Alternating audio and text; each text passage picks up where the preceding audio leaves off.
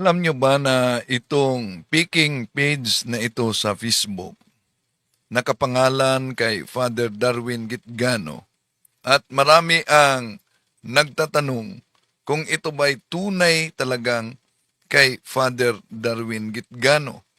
Pero alam nyo ba na sa pagmamasid ng mga kasama, abay nakakagulat. Bakit? Dahil makita ninyo dito mga kapatid, ang picking page, lumitaw kung sino ang may-ari matapos nagkunwaring pare itong SDE evangelist na si Mr. Alvin Sanchez. Tingnan nyo, nakasuot ng abito at istula. Ang Facebook page na ginamit lang ang pangalan ni Father Darwin at ang kanyang picture, tingnan nyo, pinalitan sa pangalan sa piking pare ng SDA Evangelist na si Reverend Father Alvin Sanchez daw.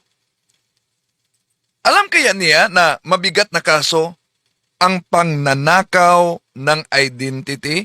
Ito ang pahayag ni attorney.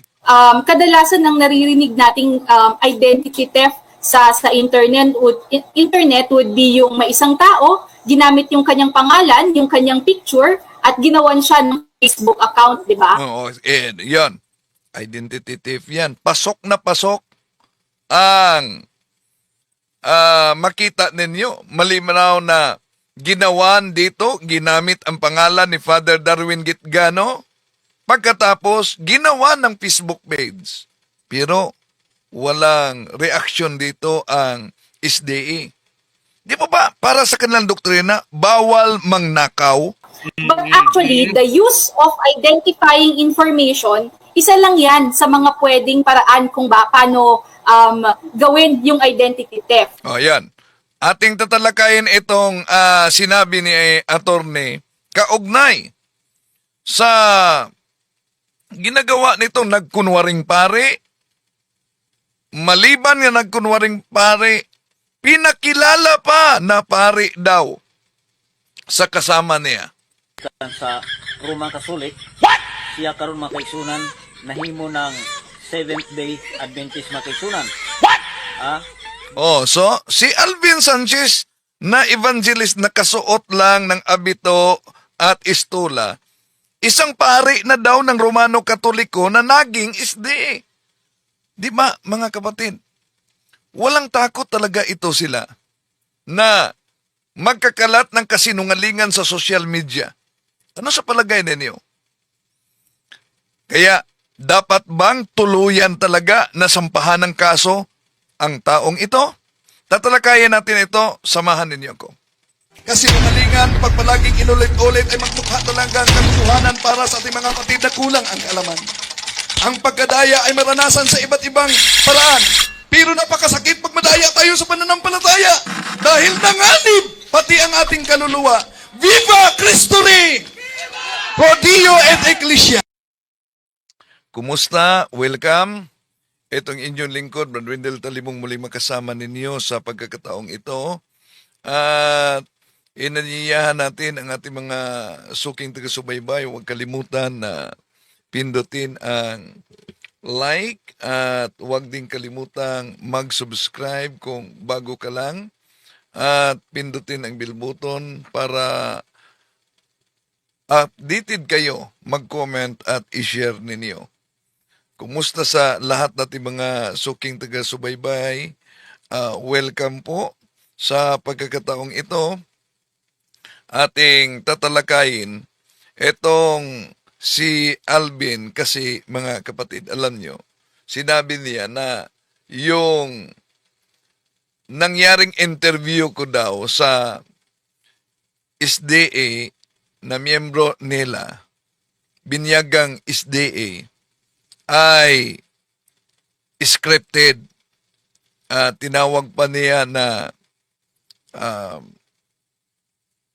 tampered daw ang interview at marami sila, no, na nagpahayag diyan. Pero grabe tong ginawa nila. dahil maliban na nagkunwaring pare, ninakaw pa ang identity ni Father Darwin. Pero welcome muna sa lahat nating mga suking taga-subaybay. Si kapatid na Marisa Makahilos. Maayong gabi bro. Windel, kining mga sulpot. Di gyud maulaw sa ilang gibuhat. Tama. Si Lalia Galorio. Good evening bro. Windel Talimong. Si kapatid na Juicy Bilabay. Hala, ano ba itong ibang mga relihiyon kung ano-ano na ang ginawa? God bless us all. Good health to you and all the family. Si kapatid na Purge Pasyuni. Good evening bro Windel. Si Eleonora Alianic. Dapat tuluyan ng kasuhan yan para hindi dumami ang ng banti sa simbahang Katoliko, Romano Katoliko, Apostoliko. Si Cura Raboy. Good evening, Bro Windel. God bless us all watching from Hong Kong. At sa lahat nating mga kapatid na sumusubaybay sa ating live streaming, welcome. Si Larry Katigan, good evening. Dagway ni Alvin kung si Eduardo Istosio, good evening. Si Binbinido Midal, maayong gabi Bro Windel. Si Delphine Rabago, good evening sa lahat. At sa lahat nating mga kapatid na sumusubaybay sa ating live stream. Ako ang magta-topic ngayon mga kapatid. At antabayanan ninyo, may hula ang Seventh-day Adventist na may mangyari daw umano sa babae na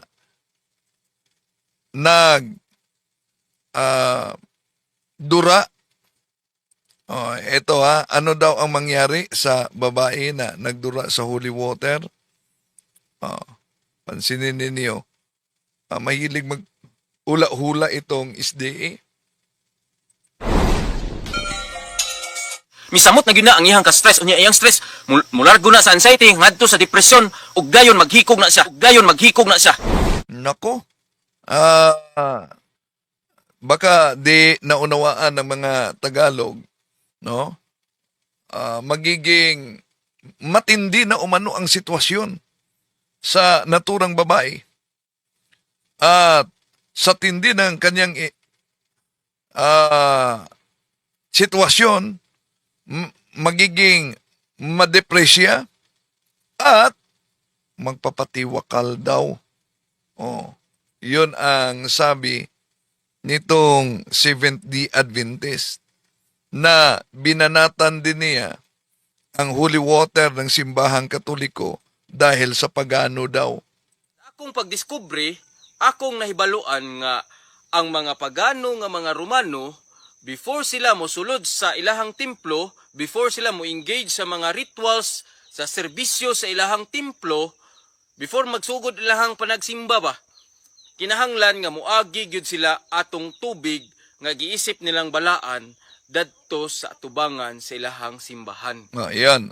Sa mga di na kaunawa, tinatawag tayo nitong Seventh-day Adventist na ito na paganong Katoliko, na pagpasok daw natin sa simbahan, dadaan talaga tayo sa holy water. Ang tabayanan ninyo, ito'y ating sasagutin. Biblical ba ang holy water? Sa bagong tipan, may mabasa ba tayo at ginagamit yan? Dahil ang Seventh-day Adventist, di na tayo magtakad yan. Bakit? Alam nyo naman na tatag lang yan sila ng tao, kaya kahit ano na lang ang gagawin, yung magpakilalang pare. Diya? So, eto. nagsuot lang ng abito at istula. Siguro bumibili talaga ito ng istula, oh. At pagkatapos, ang problema dito, pinakilala siyang pare. Pinakilala siyang pare sa kasama niyang evangelist sa Seventh-day Adventist. Okay, ito, balik natin. Sa Roman Catholic, siya karon makaigsunan nahimo ng Seventh-day Adventist makaigsunan. Gumikan kay So pari daw, pinakilala nitong Seventh-day Adventist si Alvin sa Romano Katoliko na naging Seventh-day Adventist. nakita niya yun ang kamatuoran Dahil nakita niya daw umano ang katotohanan. dinhi sa maong iglesia sa Seventh-day Adventist Doon sa iglesia na Seventh-day Adventist. makaigsunan. So, kining mong pari, tinawag yun kini siya, Itong paring ito daw umano. Tinatawag talaga Ginoong Hesukristo, ng Panginoong Hesukristo. aron siya mahitipon sa turil ni Ginoong Hesukristo Para daw umano magiging kasapi sa kawan ng Panginoong Hesukristo. turil ni Ginoong Hesukristo makaigsunan, mao kini ang nagbantay sa adlaw ipapahulay. Ayan, mga kapatid, no? Grabe na talaga, no? Di matakot itong Seventh-day Adventist na ito. Tinatawag pa tayo na mga parisiyo daw, mga Katoliko. Pero, antabayanan ninyo, may ipaputok tayo ngayon. Baka yung iba alam na nila, isang pastor ng Seventh-day Adventist ang nagreklamo mismo sa General Conference. Bakit? Dahil hindi niya natanggap ang mga benepisyo bilang pastor. Mamaya, antabayanan ninyo yan mga kapatid. Sa ating pagsagot nitong banat na mga SDA na una, itong si Alvin na nagkunwaring pare, pinakilalang pare, ang problema lang, ito, ang image ni Father Darwin, pangalan ni Father Darwin, ginawan siya ng Facebook page. Kaya may mga nagtatanong, totoo ba kay Father Darwin ito? Kaya yung mga kasama natin sinabing, hindi talaga yan kay Father Darwin. Nabigla na lang. Nung nagsuot siya ng abito, itong makita ninyo, at istula, yung page na yan na hindi kay Father Darwin, abay, pinalitan. Ito na ang lumabas. Reverend Father Darwin Gitgano changed its name, Reverend Father Alvin Sanchez. Kadalasan ng naririnig nating identity theft sa internet would be yung may isang tao ginamit Ayan, si Attorney, anong paliwanag niya? Ano ang kadalasan daw umano sa pangnanakaw ng identity? naririnig nating identity theft sa internet would be yung may isang tao ginamit yung kanyang pangalan, yung kanyang picture Ayan. Di ba? Pasok na pasok dito ang paggamit sa picture ni Father Darwin at ang pangalan ni Father Darwin. Tuloy natin, si Attorney. ginawan siya ng Facebook account, di ba? Ginawan siya ng Facebook account. Identity theft na yan. Pangalan niya, picture niya, ginawan siya ng Facebook account. Ito Facebook page talaga. Ginawan. Ang problema lang, napalitan sa pangalan Reverend Father Alvin Sanchez. Okay, tuloy natin. But actually, the use of identifying information, isa lang yan sa mga pwedeng paraan kung paano gawin yung identity theft. Kasi ang identity theft, nilinaw yan ng Supreme Court sa isang kaso. At mabigat pala ang parusa nitong pangnanakaw ng identity. Di po ba nasa utos ng Seventh-day Adventist yan? Di ka magnanakaw. Di ka magnakaw. So, yung DCINI versus the Secretary of Justice, the mere acquisition of identifying information is actually considered as identity theft. Yun. Ang information lamang, no? Maituring ng identity theft. Oh. So, akala siguro nitong taong ito na ang mga ebidensya, lalo na ang link, kahit pa ibura pa nila, di na yan mawala. Once na ginamit mo yan sa social media, delikado ka. So, ang ibig sabihin nito, yung pagkuha pa lang ng iyong identifying information, identity theft na. Hindi nila kailangang gamitin yung iyong information upang before mo sila pwedeng kasuhan ng computer-related identity theft. But syempre, ang mahalaga dyan talagang tanong is, ano nga ba yung mga identifying information? Ano nga ba yung kinuha sa akin? Ano nga ba yung ginamit na information ko para sabihin na identity theft yun? Ang identifying information na yan would be your name, yung iyong citizenship, di ba? Filipino or American, your residence address. Ayan, maituring na yan na identity theft. How about picture, pangalan, ginawa ng Facebook page? Maituring ba siya, attorney, na identity theft? Naririnig nating identity theft sa internet would be yung may isang tao, ginamit yung kanyang pangalan, yung kanyang picture, at ginawan siya ng Facebook account, di ba? Alaka, pasok na pasok talaga ang ginawa nitong SDA evangelist na ito. Oh, pasok na pasok talaga. Alam kaya niya na may kasama na, mga kasama na siyang nasampahan ng kaso? Bakit sinampahan ng kaso? Yung CFD natin na kasama, dahil grabe ang banat nila sa social media. Tinawag na peaking engineer, yung pera na ginamit sa project ay ginamit sa paglalasing. Yon.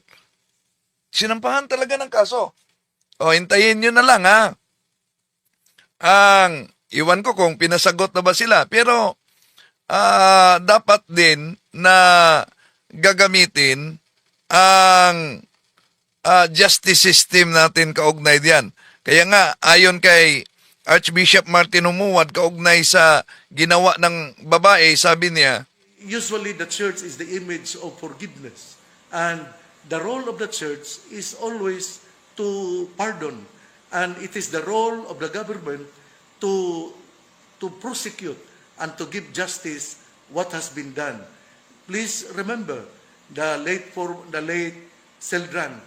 He did something in the cathedral in Manila, and the Cardinal Rosales had forgiven him, but it was the government who prosecuted him.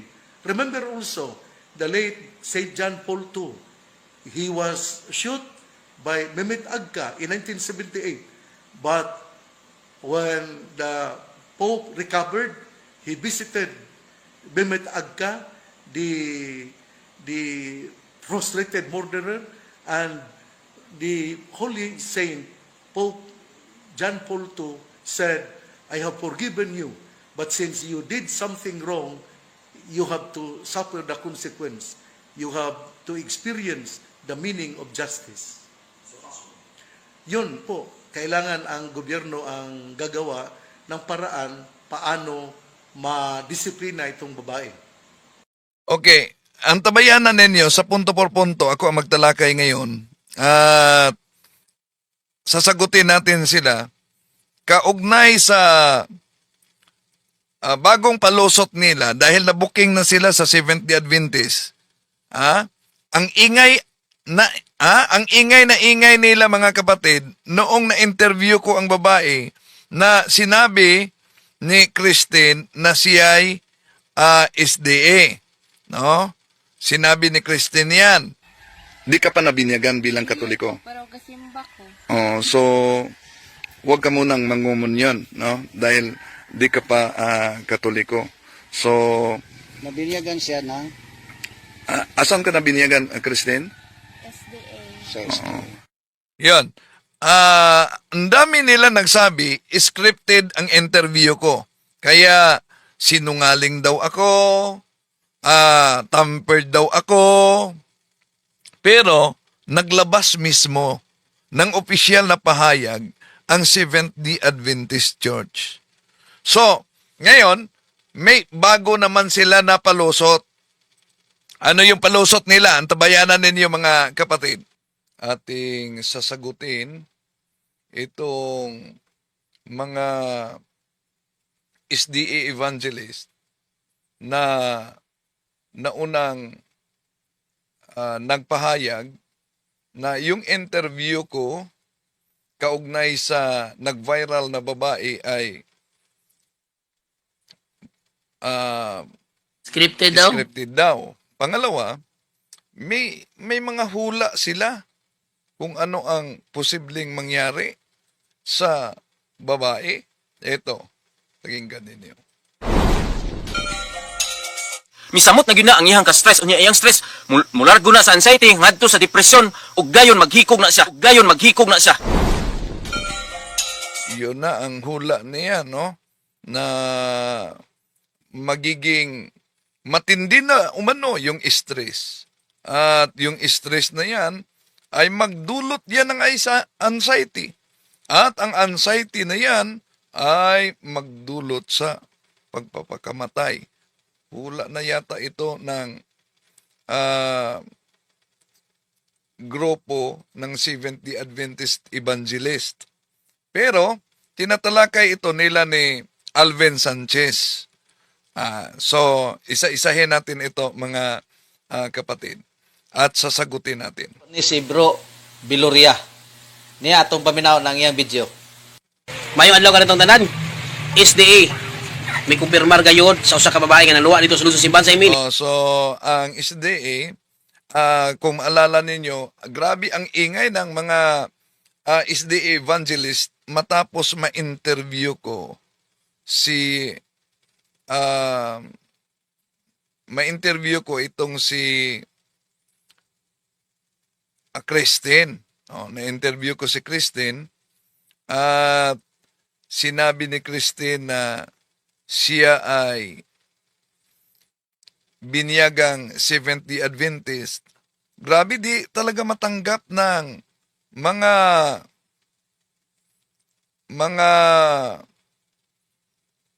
sandali di talaga nila matanggap na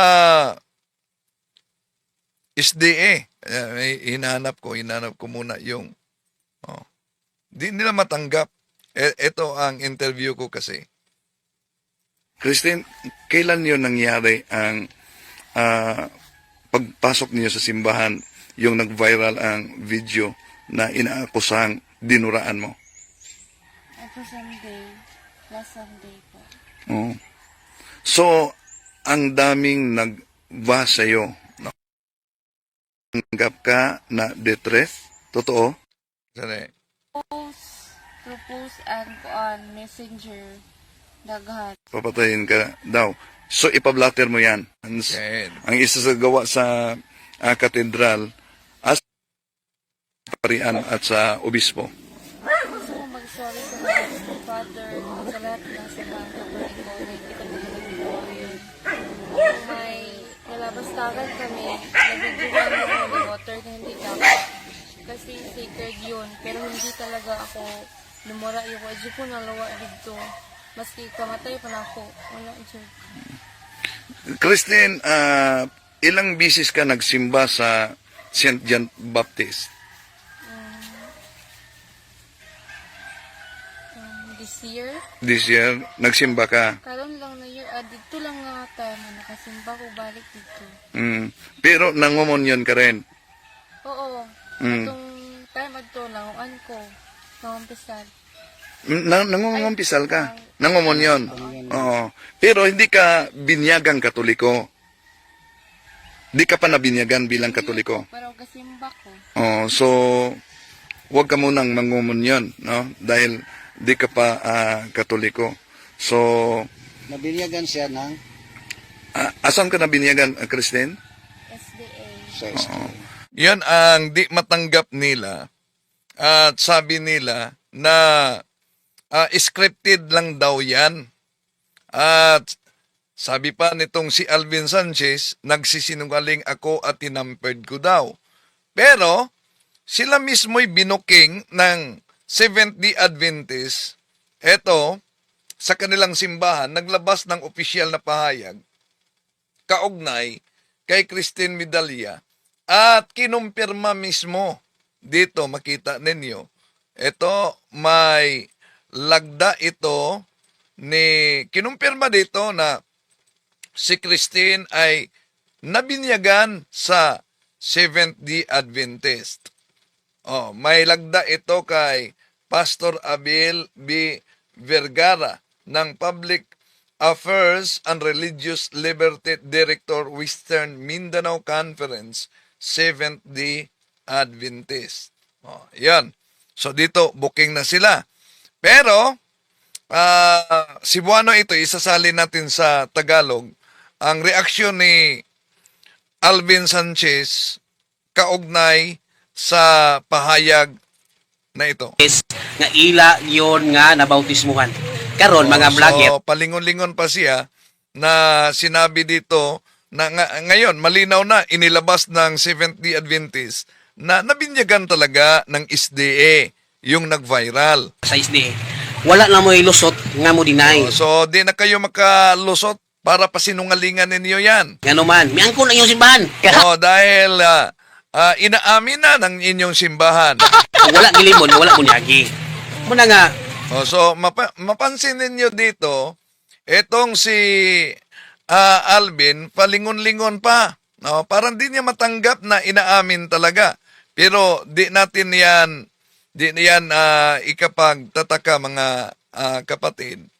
Bakit? Mahilig talaga si Alvin gumagawa ng mga milagro. Bakit? Kung maalala ninyo siguro,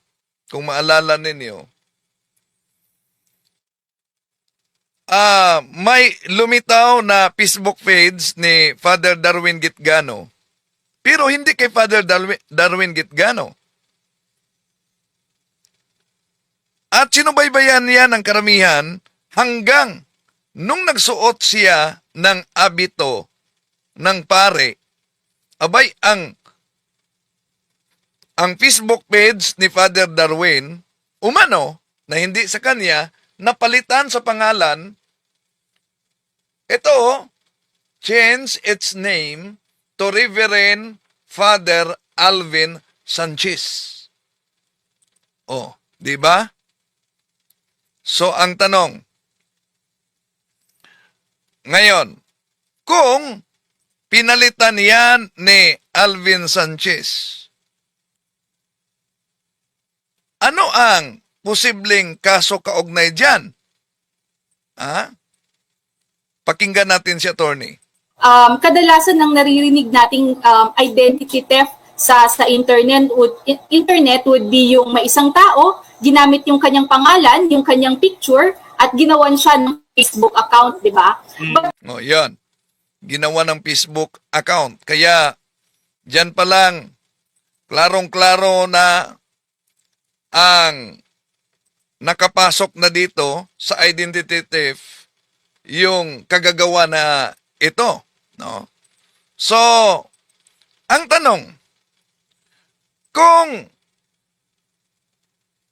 malubha ang reaksyon nila kaugnay sa nag-viral, ba't walang aksyon ang Seventh-day Adventist Di ba bawal ang pagkunwaring pare? Hindi lang pagkunwaring pare. Nagkunwari kasi siya na pare.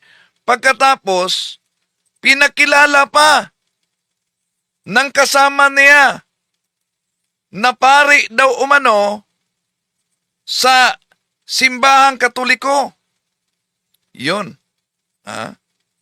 Pinakilala ng kasama niya. Pari daw ng simbahang Katoliko. Eto, pakinggan ninyo mga kapatid, ang pagpakilala. Di ka pa Sandali, nabinyagan sandali. bilang Katoliko. Pero kasimba ko. Oh, so Hindi to. Yung pagpakilala niya na pare, pinakilala na pare ng simbahang Katoliko. Oh, ito, mga kapatid. Oh. sa Roman Catholic, siya karon makaigsunan nahimo ng Seventh Day Adventist makaigsunan. Gumikan kay Oh, so pari daw, pinakilala nitong Seventh-day Adventist si Alvin sa Romano Katoliko na naging Seventh-day Adventist. nakita niya yun ang kamaturan Dahil nakita niya daw umano ang katotohanan. dinhi sa maong iglesia sa Seventh Day Adventist Oh, doon sa iglesia na Seventh-day Adventist. makaigsunan. So, kining mong pari, tinawag yun kini siya, Oh, itong paring ito daw umano. Oh, tinatawag talaga Ginoong Hesukristo, ng Panginoong Hesukristo. aron siya mahitipon sa turil ni Ginoong Hesukristo Oh, para daw umano magiging kasapi sa kawan ng Panginoong Hesukristo. turil ni Ginoong Hesukristo makaigsunan, mao kini ang nagbantay sa adlaw ipapahulay. So dito ninyo mapansin mga kapatid na ang mga ngaral ng Seventh-day Adventist ay walang takot na talaga. Sa pagpalaganap nitong kasinungalingan, alam niyo naman, hindi tunay na pare, hindi paring Katoliko, pero pinakilalang paring Katoliko na yumakap daw sa simbahang Katoliko. Sino ba ang ama ng kasinungalingan? Juan Kapitulo 8:44. Tuloy natin. Ayun na mo ana, yung kauban yung tabangan. Nga kamo kay hugas kamay kay mo kano yung sa likway man yung kauban. Nga inyong nang kauban. Oh, so may reaksyon pang mukha ni Alvin dito na sabi niya, kasama ninyo, ba't di nyo tanggapin? Ba't itakwil ninyo yung kasama ninyo? Karon ipahig niyo sa Katoliko. Nga wa man mingon ng babae nga biniyagan sa sisimbang Katoliko. Biniyagan sa Ba't gusto ninyong igiit na Katoliko na di naman sinabi ng babae na binyagan siyang Katoliko? inyong simbahan. May paning bae. Kaya angkon pa nga nabunyagan inyong founder wala Mas mabuti pa na ang babae ay inaamin niya na binyagan siya. wagin mo kapakita gibunyagan sa isde. Yung nagtatag sa inyong sikta, wala kayong maipakita na siya ay nabinyagan sa isde. Asa man ang kanbe konfirmasyon nga gibunyagan si Ellen G. White sa isde. Yun. Ang reaksyon ni Alvin, no? Asan ang kumpirmasyon na si Ellen Goldwhite ay nabinyagan talaga ng SDE? Walang sagot diyan. Oh, yun. Pag ganyan-ganyan na lang siya. Kinina po si goodness of God. Ayun. Sa SDE din ito. SDE ito. Paminaw na ang iyahang mensahe. Nindot kayo. Napakaganda daw ang kanyang mensahe. Sabi ni Alvin, napakaganda ang kanyang mensahe. Malamon gid siya manulti. Ani atong paminahon. Mga higala, tatibit ang babae nga nang luwa bitaw sa holy water sa simbahan sa Katoliko. Gi-interview to siya sa Brigada News FM. Karon pag-interview sa iya, Dito pa lang, sa kanyang introduction, napansin nyo ba, mga kapatid, itong babaeng nagdura sa holy water, in-interview siya. Napansin nyo ba? Yung introduction pa lang niya ay nagsusuwaga na sa kanyang pahayag na hindi nagdura talaga ang babae. Pero giniit ninyo na nagdura siya sa introduction pa lang niya.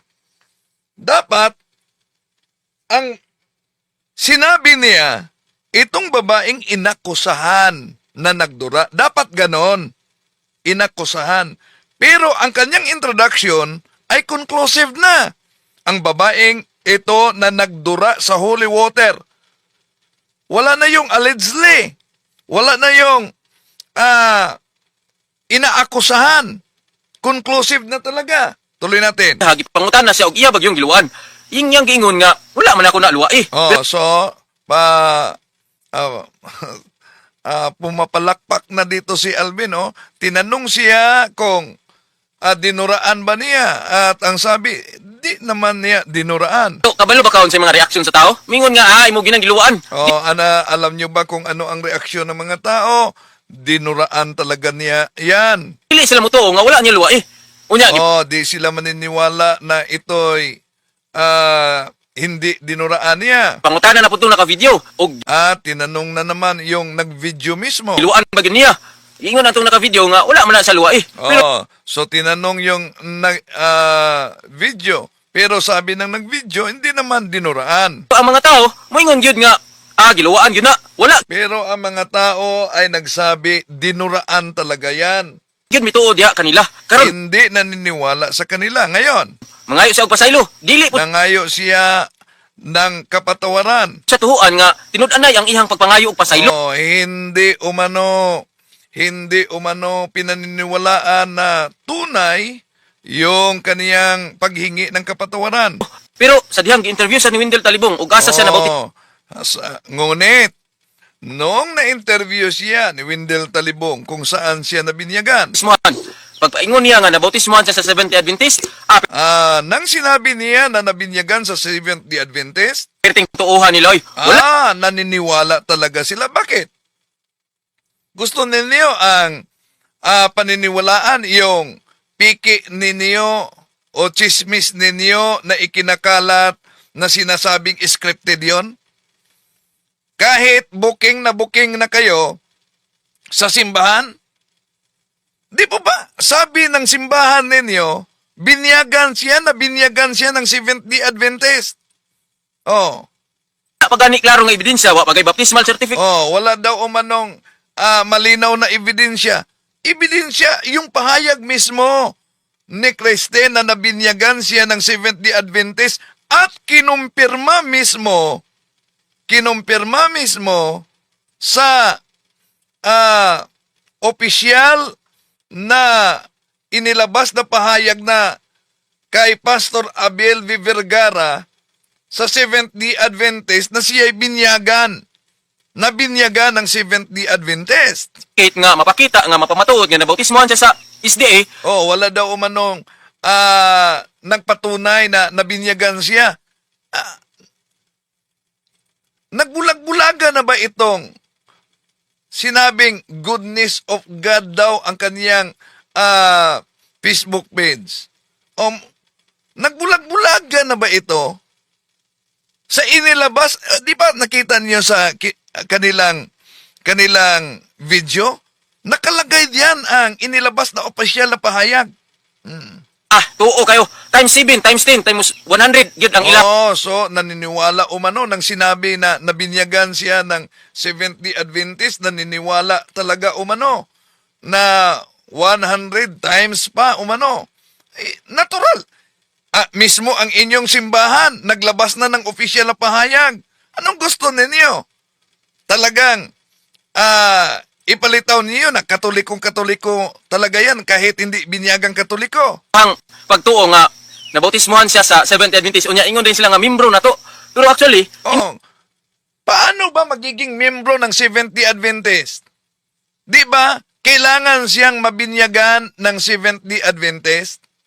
Tanong, kung kailangan siyang mabinyagan ng Seventh-day Adventist, meron bang kumpirmasyon na inilabas ang Seventh-day Adventist General Conference na siya'y nabinyagan talaga ng Seventh-day Adventist?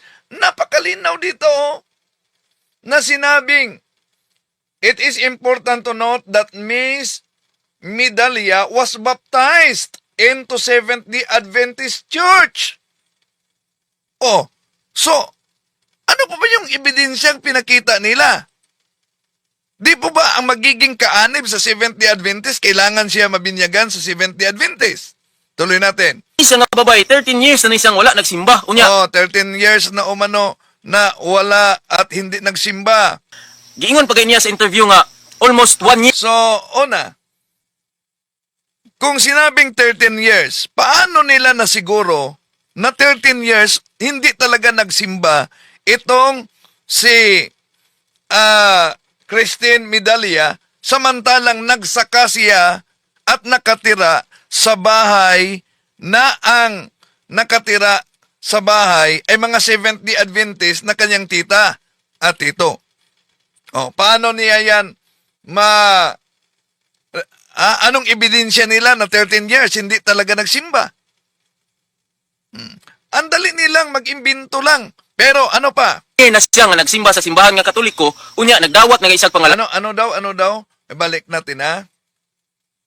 Years na isang wala nagsimba. Unya, giingon pa kay niya sa interview nga almost 1 year na siya nga nagsimba sa simbahan nga Katoliko. So sa interview daw sinabi ni Christine Medalia na almost 1 year na nagsimba siya sa simbahan Katoliko. Sinabi ba niya? Cebuano, Tagalog naman yung interview. Di po ba? Ang sabi nang tinanong ko, Christine, kailan ka nagsimba? Balik natin ha. Eto. Christine, kailan yun nangyari ang pagpasok? Eto. Hanapin natin yung pagpasok niya simbahan. Nga tayo mo, nakasimba ko balik dito. Ito. Cebuano. St. John Baptist.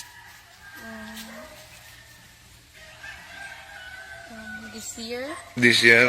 So kailan ka nagsimba sa St. John the Baptist? Ang tanong niya, sinagot niya din ang tanong. This year? Sa taong ito? Nagsimba ka? Karon lang na year, dito lang nga tayo mo, nakasimba. Ngayong taon, yun lang na time. Ang linaw naman. Pagkatapos sinabi nitong goodness of God daw, na almost 1 year na nagsimba. Samantalang sa interview, this year, yung bang this year, almost 1 year na? Ang sabi niya, this year, ngayong taon, yun lang. So ngayong taon, yun lang ang pagpasok niya. Pero ano ang sinabi niya? Ba't pumasok sila doon? Di po ba nagawa ng content? So, mahirap ba unawain ang interview na yan? Okay, tuloy natin. Nagdawat nga isang pangalawat. Unya dili nila tuhuan, mas mutuo pa sila tong way. So tumanggap na siya ng komunyon daw. Pagkatapos di paniniwalaan. Una, sinabihan ko nga, huwag ka munang magkomunyon dahil hindi ka pa Katoliko, no? Lalo na sinabi niya na sa taong ito, yun lang ang pagpasok niya. Tuloy natin. Klaro, karon mo ingon mo nga Adventista na nga nagsimba na magani na sa inyo ha, almost 1 year. So bakit sabihin ninyo na Adventista yan na nagsamba na sa inyo yan almost 1 year? Sinabi ba niya nagsamba siya almost 1 year? Napakalinaw yon. Nang tinanong ko, kailan ka nagsimba sa St. John the Baptist Apares? Sabi niya, this year, sa taong ito, yun lang sa taong ito. Yun lang sa taong ito, hindi almost 1 year. Ibig sabihin, yun lang sa taong ito. Siya pumasok. Pag sure mo inyuhan ng membro. Kaya dapat kayo'y mag-sure. Sabi niya, sa inyo yung membro. Kamo mo pitol ana. Dapat tayo ang magdisiplina. Well, kung di nila matanggap talaga si Christine, wag kang mag-alala, Christine. Bukas na ang simbahang Katoliko para sa inyo. Wala lang na pa mabautismo. Pero kung dili pa na nakasala sa mga sa Seventh-day Adventist, amo ara gyud nang pasayloon, amo na Kung dito umano nagkasala, doon umano nagkasala sa Seventh-day Adventist, papatawarin umano nila yan. Ang tanong, kung, ito pa, istoryahan amo nang tambagan. at kakausapin nila yan. Pero ang tanong, yung ginawa ng mga kasama mo na nagkanwari na pare at pinikilalang pare, ba't walang aksyon? Ba't walang aksyon? Anong sabi ni Archbishop Martin Umuwad kaugnay dito? Eto. Usually the church is the image of forgiveness. And the role of the church is always to pardon. And it is the role of the government to prosecute and to give justice what has been done. Please remember the late Celdran. He did something in the cathedral in Manila, and the Cardinal Rosales had forgiven him, but it was the government who prosecuted him. Remember also the late St. John Paul II. He was shot by Mehmet Agca in 1978, but when the Pope recovered, he visited Mehmet Agca, the frustrated murderer, and the Holy Saint Pope John Paul II said, I have forgiven you, but since you did something wrong, you have to suffer the consequence. You have to experience the meaning of justice. Yun po, kailangan ang gobyerno ang gagawa ng paraan paano madisiplina itong babae.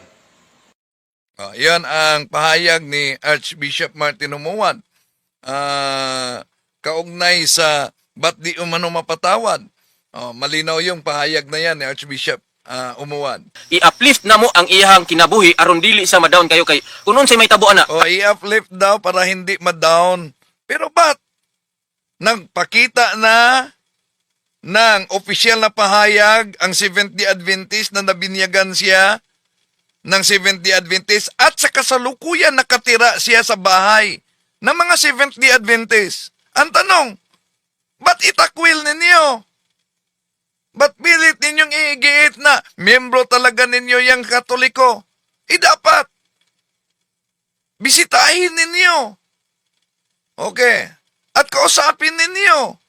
Tuloy natin. Karon kay gipersona nung grata pag siya diha sa Jimenez, misamot na gyud na ang iyang ka-stress unya iyang stress mulargo na sa anxiety ngadto sa depression ug dayon maghikog na siya. Isip usa. Yan. Conclusive talaga dito na parang hinuhula niya na magpatiwakal. Grabe talaga itong Seventh-day Adventist na to. Kakristohanon mao ba na ang gitudlo sa Ginoo ngani sa tuwa nga imbis makasala ang tao ato na gyud ang lockdown para siyo man ang kinaiya. Dili. Yan.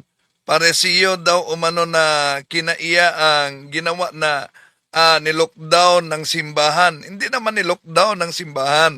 Malinaw yan ang sinabi ni Archbishop Martin Umuwad kaugnay dyan mga kapatid. Pero kung ang pag-uusapan ay kaugnay sa paresiyo, ano itong lumabas na pastor mismo ng Seventh-day Adventist. Nagreklamo ng Western Conference. Bakit? Di ka pa nabinyagan bilang muna, Katoliko. Pero kasimba So, pakita natin. Ito ba? Sa Sandali Roman muna. Catholic, siya karon Sandali, pakita natin tong pastor ng Seventh-day Adventist. Okay, ito pala. Okay, ito. Si Pastor Susin in Abista, usa ko ka district pastor sa Seventh-day Adventist Church. Muna kinaiya sa Ginoo. Muna nga Kawit, Uswagan District. Ang akong distrito ikan sa siya ay pastor ng Seventh-day Adventist. Susin in Abista, usa ko ka district pastor sa Seventh-day Adventist Church. Siya ay district pastor ng Seventh-day Adventist. ito'y sagot natin sa sinabi nitong evangelist na SDA. Evangelist, pero may pastor ninyo na ang Katoliko daw ay parisyo. Tingnan natin. Sino ang matatamaan sa pahayag mo? Pastor ito ng Seventh Day Adventist. Assign sa Kawit, Kauswagan District. Ang akong district, Yun. Na-assign siya sa Seventh Day Adventist Kawit, Kauswagan. ikan sa Marawi, paingon sa Kauswagan. Yung kanyang area ng misyon mula sa Marawi hanggang Kauswagan. Lanao del Norte. Adun na ko kung problema. May malaki siyang problema daw. Atensyon. Mga evangelist ng SDA na sinabing ang Katoliko daw ay parisyo. Kaysa akong pagpangimpliyo sa Seventh-day Adventist Church, especially Sa kanyang pangingimpliyo, panrabaho sa Seventh-day Adventist, ito ang problema daw niya. sa North Central Mindanao Conference, Sa North Central Mindanao Conference. wala yung ko nila tagai o mga premium remittances. Nako, di daw umano siya binigyan ng mga privileges sa pagtatrabaho. Sama sa SSS, Wala siyang is, PhilHealth o PhilHealth, ang pag-ibig. pagbig. Kami nga mga pastor sa Seventh-day Adventist Church, puros may mga profesional. Sila na mga pastor sa Seventh-day Adventist. Sila ay mga profesional. Among gieskwilahan kini og upat ka tuig sa So nag-aaral umano sila sa pagkapastor sa loob ng 4 na taon. colleges sa Seventh-day Adventist Church. Kunya kung imong tanawon ang among mga trabaho, mostly perting lisuda. Kung tingnan ninyo ang kanilang mga trabaho, napakahirap daw umano ang kanilang trabaho, mga kapatid. Sign pa kami sa delikado nga mga lugar. Pero ang ako lang ikasakitan. Kaya ako So sila umano'y pupunta pa sa mga delikado na lugar. Pero ang napakasakit daw para sa kanya, silang hangyo nga ilang ihatag sa ako ang akong mga remittances sama sa so nakiusap siya na ibigay na sa kanya yung mga privileges. SSS PhilHealth pag-ibig. Kasi Yon, SSS, pag-ibig, PhilHealth. kung mga disgrasya may unsa may makuha sa among pamilya. Dahil pag madisgrasya umano sila, ano ang posibleng makuha sa kanilang pamilya? Eto, nagreklamo na pastor ng Seventh-day Adventist. Igo ra ko nila gipasaligan nga ilang ihatag ang akong mga remittances pero bisag karon Nako, may promise daw umano na ibigay talaga yung mga remittances na yan, yung mga privileges na yan. na trouble pag-ayo ako una kay katulo na kahigayon akong silang ipatawag sa duli. Pinatawag na pala niya sa duli ang Western Conference. Mura ramang ko nila gihimo way buot nga tao. Di ko na lang yan isasalin pa. Actually, ang Seventh-day Adventist Church dili mo ay akong ireklamo gyud kung dili So sabi niya actually, ang Seventh-day Adventist, hindi iyon ang inireklamo ko, ang buhatan sa North Central Mindanao Conference kundi ang office ng North Central Mindanao District ug sa Southwestern Philippine Union Conference at sa South Western Union Conference pa umano. nga ginumalahan ni Pastor Jerry Patalinghog. Usa ni siya ka pastor nga mimando sa mga nagdumala sa North Central Mindanao Conference aron dili matagaan og insakto nga hustisya ang among pagpangimpliyo. Ako, di nabigyan ng hostisya ang kanilang panarabaho sa Seventh-day Adventist. Gani ang among presidente nga nilaban sa kuha si Pastor Cristito Bacalaris, iya kong gilabanan pag-ayo sa Si Pastor Bacalaris daw, nasa kanyang panig. libor. Without due process, ilang gi-impeach, ingon ani sila ka mga So, without due process, na-impeach daw itong nakugamhanan nga mga tao. Gani mga makapangyarihang tao. doon nagyapoy usa ka treasurer diha si Sir Benjamin Mendez nga iya kong gigulat kay pag umangkon daw siya ni Attorney Virgilio Mendez Nako, tinakot daw umano siya. pero welcome pa ang mga binanggit dito para sa kanilang panig, ha?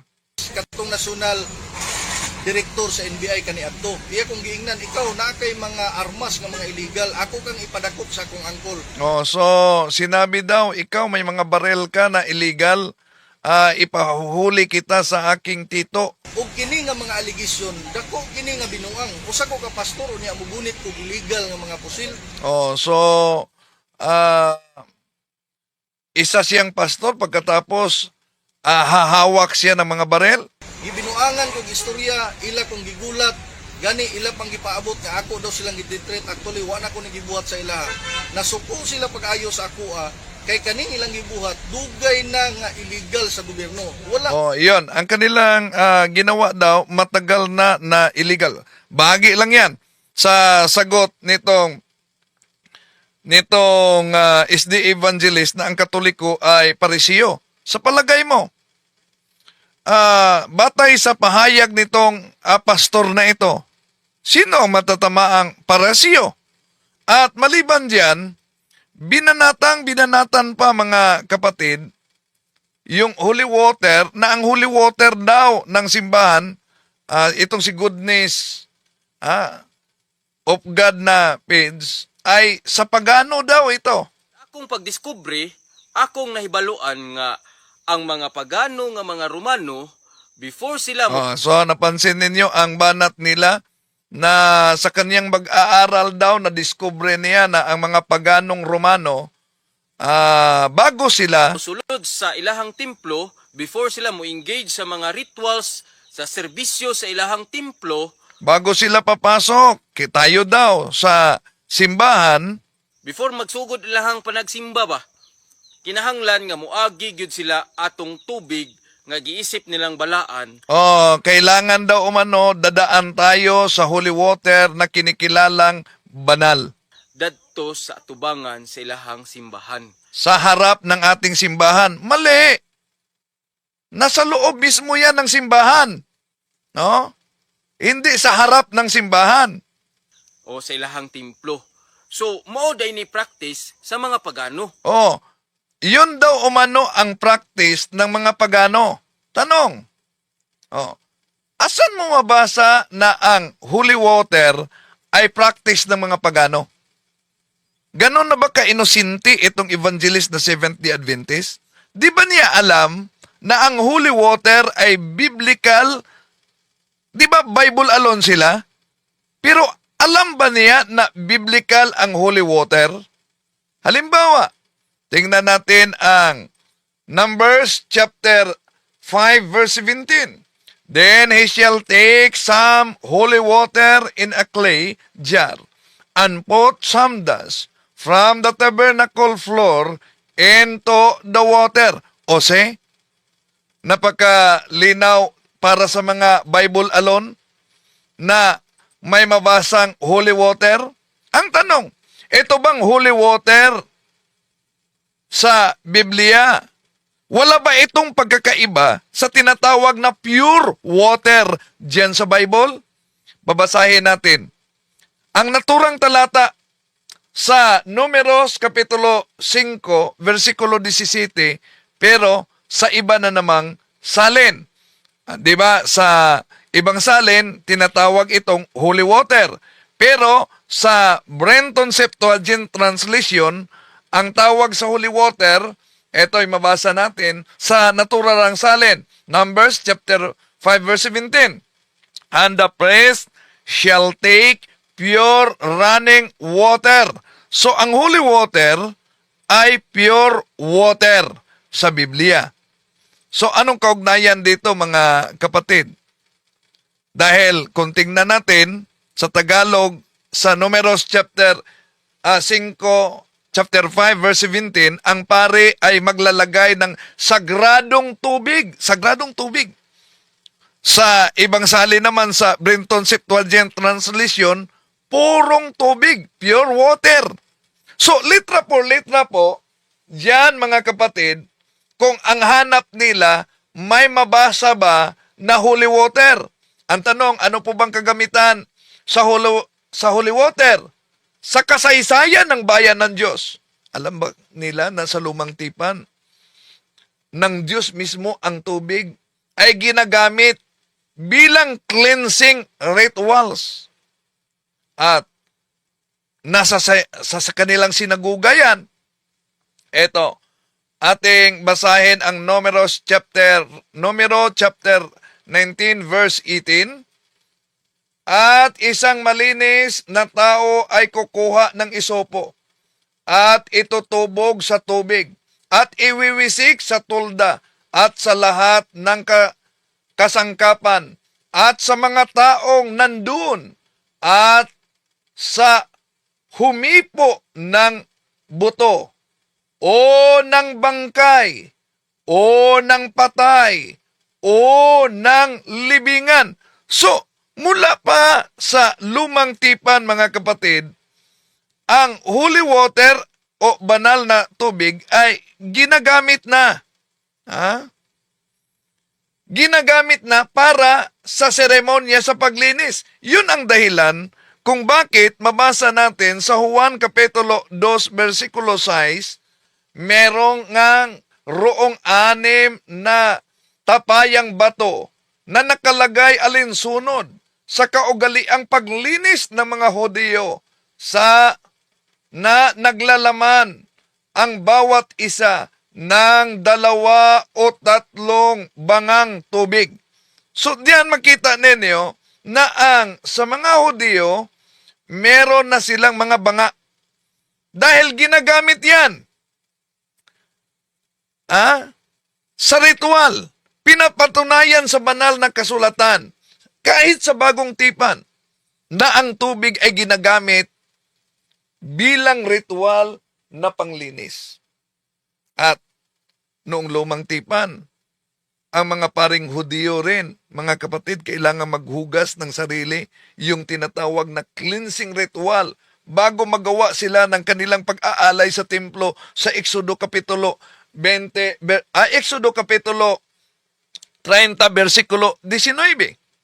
So, sa bagong tipan, kung tingnan natin, ang mga Kristiyano sa ilalim ng kautusan ng ating Panginoong Hesukristo, tulad ng mga Hudyo, ang tubig rin ay may mahalagang simbolismo. Unang-una, ang tubig ay siyang ginagamit sa pagbinyag para sa kapatawaran ng kasalanan.